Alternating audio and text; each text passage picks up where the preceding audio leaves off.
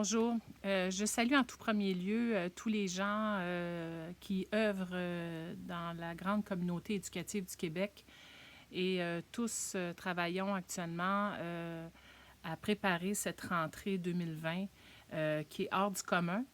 Mais plus les mois avancent, plus je pense qu'il faut qu'on se rende à l'évidence que ce qu'on met en place, faut le mettre en place pour que ça soit relativement durable parce que on n'est pas à la veille que cette pandémie disparaisse. Ceci étant dit, je pense que le printemps aura amené chez tous les gens qui travaillent auprès des enfants une espèce d'accéléré d'intégration de tous les outils numériques qui ont permis, bien sûr, de garder une communication, de continuer à travailler et de rejoindre les élèves pendant qu'ils étaient à la maison. Et c'est certain que le côté positif de cette situation a fait en sorte que ça a accéléré finalement l'intégration du numérique.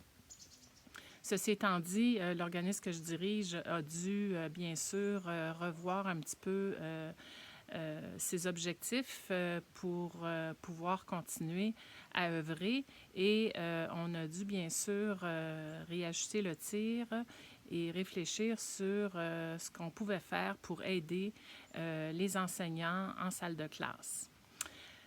Ça n'efface pas, bien sûr, notre mission de base qui est de rendre accessible l'apprentissage du code informatique aux enfants.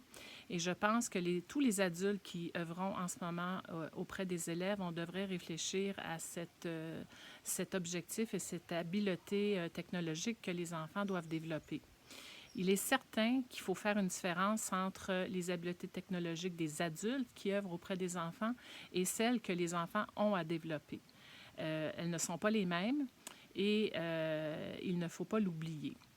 Juste en termes de communication, si je m'adresse aux adultes, enseignants, direction, membres des gens qui travaillent dans les centres de services et les organisations scolaires, bien sûr, pour nous, la communication avec le numérique sera finalement la façon dont on peut rejoindre nos collègues, organiser nos réunions, organiser nos sessions de travail.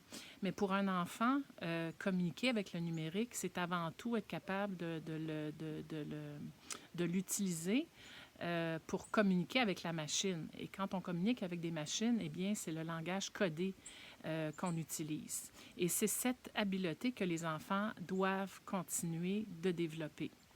Et il ne faut pas oublier que pandémie ou pas, le monde qui nous entoure continue à évoluer et les métiers qui sont transformés par l'automatisation et la robotisation ne cessent d'augmenter.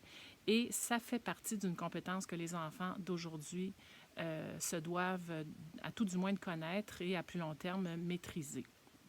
Ceci étant dit, mon équipe et moi-même ne sommes pas aveugles et on sait bien que ce n'est pas la première priorité des directions d'école et des enseignants qui, bien sûr, recevront les élèves avec une pause plus ou moins longue et du rattrapage à faire.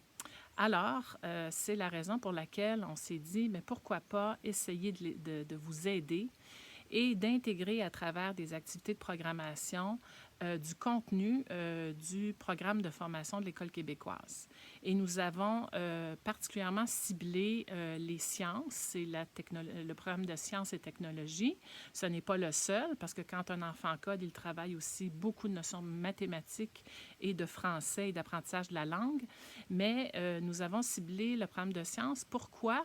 Parce qu'à notre expérience du printemps, on s'est rendu compte que les enseignants avaient ciblé avant tout le français et les mathématiques comme savoir essentiel, mais bien sûr, il y a d'autres matières au programme.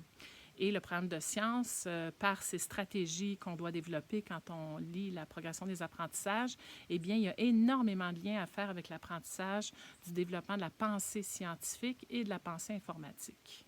Alors, la beauté des choses, c'est qu'on a développé au cours de l'été un tout nouveau programme qui s'appelle Estime en ligne.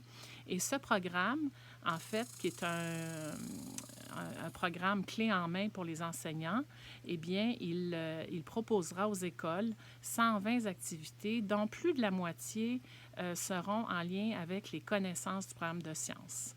Alors, il y aura des activités, par exemple, sur la locomotion des animaux, le système solaire, le cycle de l'eau, les machines simples. Alors, ce sont que certains termes, je ne vous nommerai pas tous les termes, bien sûr, qui seront au centre des activités.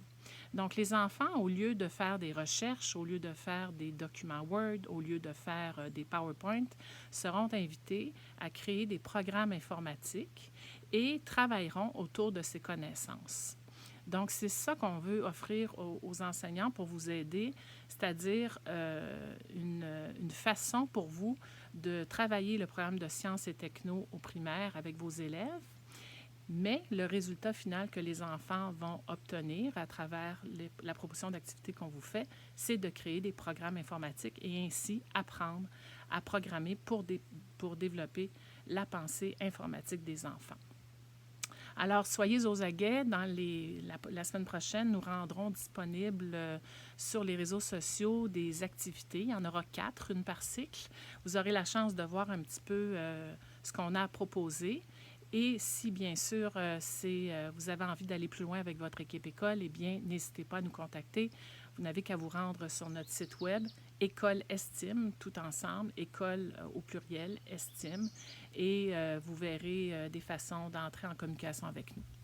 Donc, je souhaite bonne chance à tous pour cette entrée qui est à nos portes et puis espérant pouvoir travailler avec vous. Merci.